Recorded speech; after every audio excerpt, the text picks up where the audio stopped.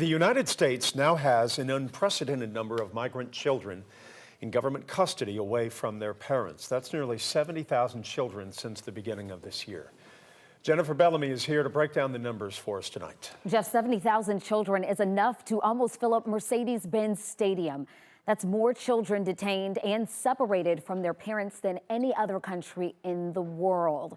Now, right now, about 4,000 are still in custody. Some have been deported while others are still back with their families inside the U.S. trying to start a normal life. But more families arrive at the southern border each and every week. And the numbers are growing partly because migrants are being detained for longer periods of time.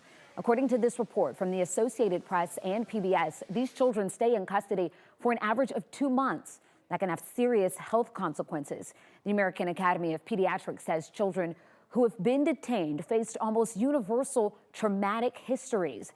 There have been reports that children don't have access to basic hygiene services, and some reports go as far as accusations of sexual assault by other detainees and Border Patrol agents.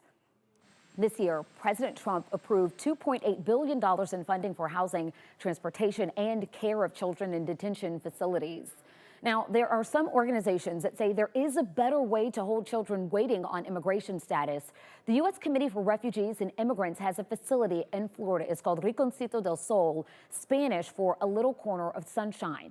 It's a government-funded shelter for teenage girls. It has things like classrooms and reading nooks, and the girls sleep two to a room. There are therapeutic services, including treatment for victims of trafficking and abuse. All of our staff are bilingual, bicultural staff.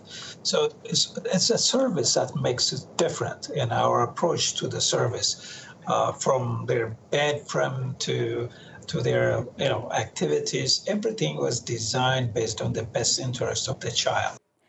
Now, the goal of this shelter is to reunite families as soon as possible, and the organization hopes to share its practices with more than 170 other shelter programs here in the U.S.